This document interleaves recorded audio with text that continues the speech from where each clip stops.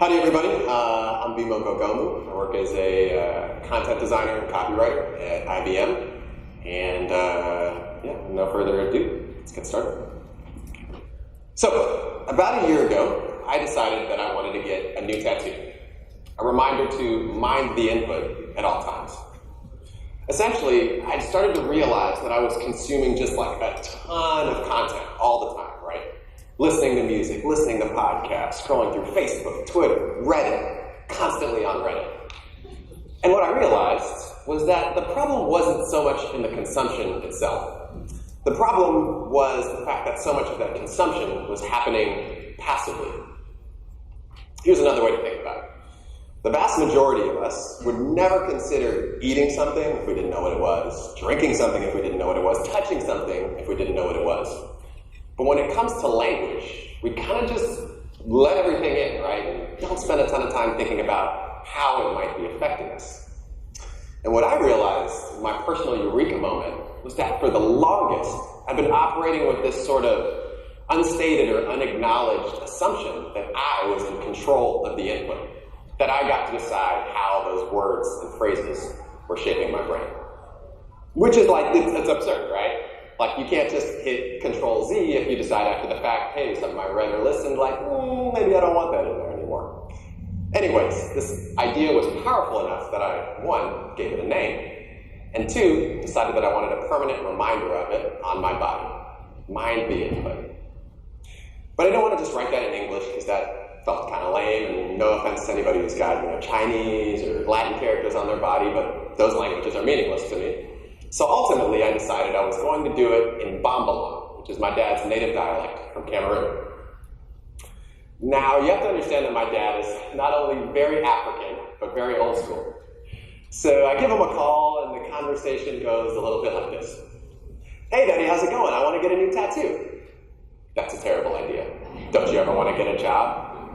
Dad, I already have a job. You know this. Well, it's your life. I can't tell you what to do. But you know how I feel. Okay, thank you. Anyways, I want my tattoo to be in Mbiyimoh. So how would you say, mind the input? Silence. So I said, all right, let me try to explain a little bit more. So I was like, you're giving somebody advice, and you want them to be more thoughtful about what they're reading or listening to. So a few more seconds of silence. And then he said something that made me think about the world in a way that I had never thought about it before. He told me, in Mbiyimoh, there's not really a word for thoughtful. In fact, the word for think is the same as the word for listen. Now, maybe it's just because I'm a word nerd, but my mind immediately started jumping to all of the potential ramifications of this. So one of the first things I thought of, for example, in English, a lot of times you'll hear people say things like, well, I know you're listening to me, but are you really hearing me? Imagine for a second, your entire life, you'd understood listening and thinking to be one and the same. Would that change the way you approach listening? Or, to be more specific, would the act of listening automatically prompt thoughtfulness? I don't think my dad had any appreciation for the rabbit hole he'd opened up, but my next few nights were spent pouring through all of these articles about language and how it affects our thinking. I'll give you two other quick examples. In 2009, psychologists from Stanford found that speakers of Spanish and Japanese have trouble identifying who's at fault in accidental events. The reason's actually pretty simple. In those two languages, the agent of causality is dropped in an accident. So while we might say something like, yeah, Jake broke the vase, they would just say, the vase broke, or the vase was broken. When we're conjugating verbs in English, typically we only ask ourselves one question. When did it happen? Past, present, future. Speakers of Turkish, however, have to ask themselves a very different question. How did I come to know this? You see, in Turkish, decisions about conjugation are partly influenced by whether you experienced or witnessed something firsthand or heard about it from somebody else. And I say all that to say that language doesn't just describe reality, it shapes reality in a ton of sort of subtle but really significant ways. That said, I would guess that most of you guys aren't here to hear me talk about verbs or conjugation. In fact, if I had to guess, the vast majority of you are here for one word and one word only. Moist. Moist. Moist. This was my submission video. Anyways, moist. What is it about this word that makes so many people just visibly cringe every time they hear it? So lucky for you, there's some crazy psychologists from Oberlin who had the same question. So they set up a bunch of experiments to see if you could find some answers. Found a few interesting things. First and foremost, it has nothing to do with the sound of the word. So when people are shown words like foist or hoist or rejoiced, and I feel like I'm wrapping up here, but those words have no effect. However, they found that people's aversion to the word tended to be really closely tied to the words it was associated with. So when moist was paired with words related to sex or unrelated positive words like paradise, people tended to find it the most disgusting. And I read this and I was like, moist paradise, yeah, that sounds pretty awful. However, when paired with words related to food, like cake, the aversion immediately disappeared. The final thing that he found that I thought was really interesting, the participants who had the biggest aversion to the word moist also consistently found words like sticky and damp to be very unpleasant. In other words, people don't actually hate the word moist. What they hate is all the things they think about when they hear the word moist. And that might sound like an obvious finding, but it really illustrates to me the fundamental power of language. Like when you hear a word, your brain doesn't conjure up images of a definition.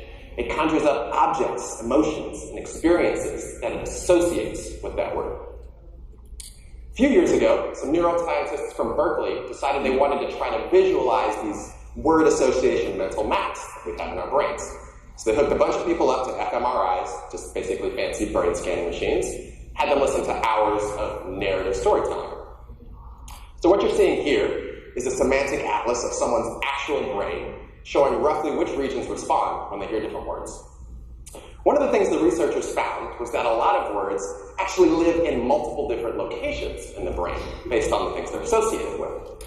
For example, the word top pretty consistently activates a part of the brain known as the frontal gyrus, but that's not the only place it lives. In fact, you can find top in parts of the brain related to, number one, clothing and experiences, number two, numbers and measurements, but also in a region of the brain associated with buildings and spaces. You see, language isn't isolated in one part of the brain. It's interwoven and distributed across a bunch of different systems and regions in both of our hemispheres.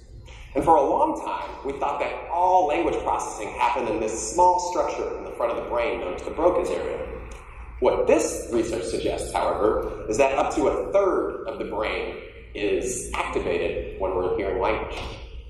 This right here is what I'm talking about when I tell people words are magic. Like we're literally constantly painting pictures in people's brains with the words we use, and either strengthening or weakening different associations based on how we choose to use them.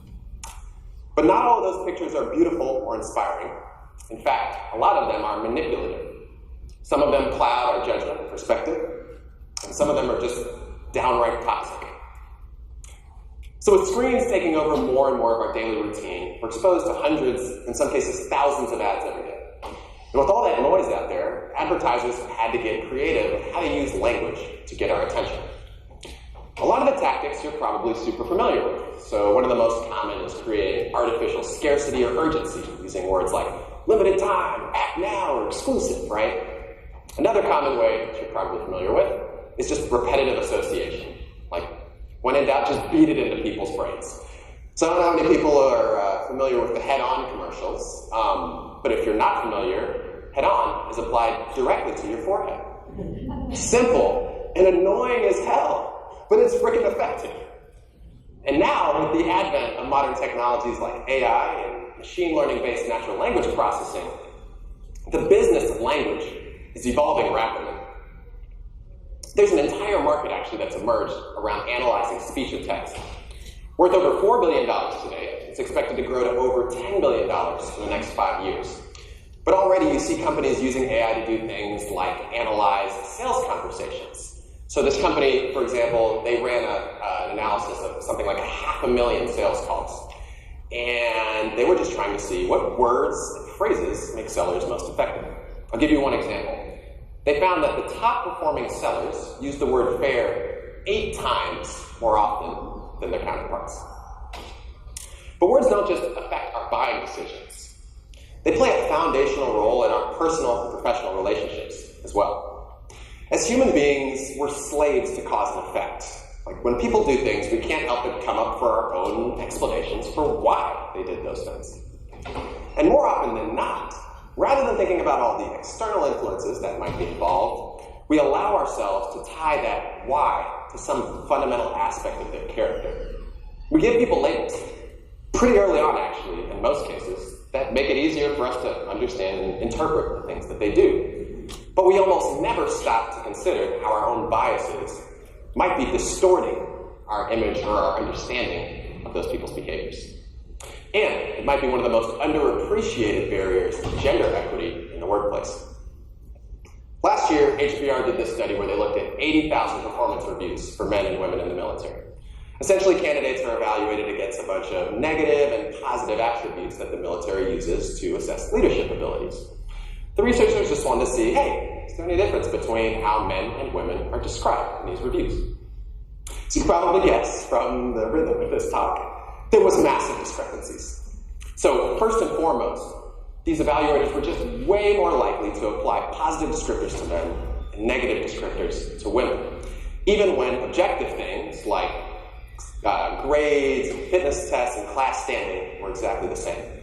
So what you're seeing on this chart is that 10 of the 12 most commonly used descriptors for men were positive. 12 of the 16 most common for women were negative.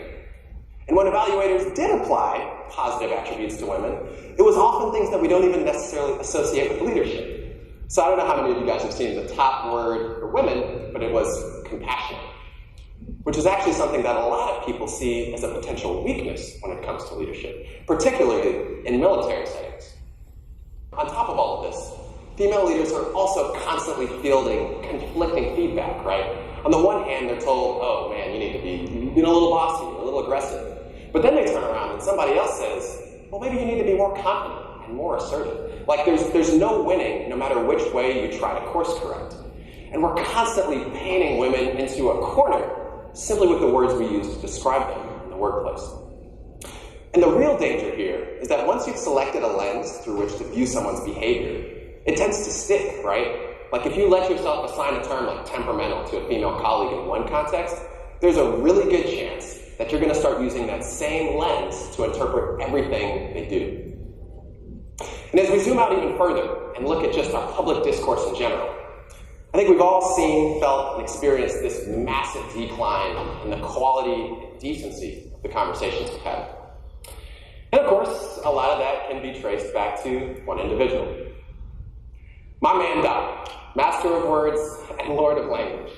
I won't spend a ton of time here because I really want to get to some of the potential solutions. But there was no way that I could do this talk without at least touching on the rhetoric of this group.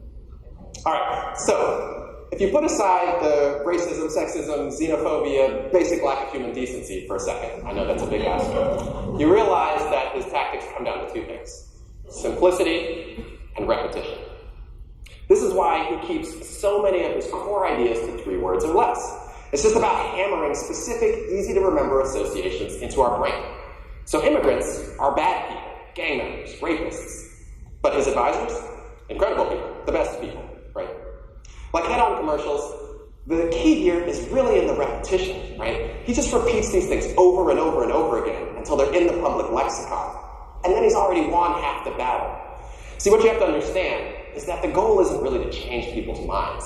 It's just to push more of these conversations towards his preferred way of framing them. So now every time there's something in the media that he doesn't like, oh, fake news gives him and all of his supporters an easy out. If you can label an entire organization like the New York Times as fake news, now you can dismiss all of their reporting without a second thought. When's the last time you had a conversation about immigration that didn't devolve into a debate about a wall? And I bet you, depending on who you talk to, that words like criminal and caravan made their way into that conversation as well. It's not that he's just dumbing these things down. It's that he's manipulating those semantic atlases in our brains. He's poisoning key issues with loaded words and phrases that guarantee that anytime we talk about those things, the conversations get steered towards his preferred talking points. And that makes any real substantive discussion of these issues almost impossible. So what can we do to protect ourselves from all of these weaponized words, right? I'd be lying if I said I had it all figured out, but I can share a few strategies that I personally use to be more thoughtful about how I approach and consume language. The first goes back to the beginning. Mind the input. Constantly ask yourself a simple question. Why am I consuming this content in the first place? And by the way, if the answer is for entertainment purposes, that's totally fine, right? It's just that you're consciously acknowledging that reason to yourself. Again, this isn't necessarily about consuming less. It's just about consuming less passively. Number two, identify and unpack your associations. The more that you understand them, the harder it is for people to exploit them. So for words like moist, it might be as simple as like, well shit, my mind goes straight to the gutter every time I hear this word, and that's just what it is. But it might also be realizing that you're much more likely to call female colleagues indecisive for exactly the same behavior that you describe as thoughtfulness in a male colleague. Or it might be just realizing that words like wall or witch hunt just set you off, right? Again, the more consciously aware you are of these things, the less they're able to affect you. And finally, interrogate the frame. Like, don't let other people dictate how you approach a topic or goad you into having an argument that you know is not going to be productive. Just because somebody throws the bait out there doesn't mean you have to take it. The question I've been trying to ask myself a lot is, who are these words coming from? And why did they choose to focus where they focused? You're not always going to find a good answer for that why, but if you do this regularly, you'll find yourself becoming much more critical and thoughtful about how you approach any and all content.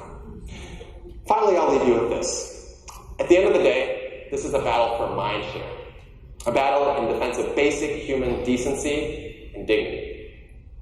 So speak up when the occasion calls for it, and use your words. Because the only thing more powerful than language is silence.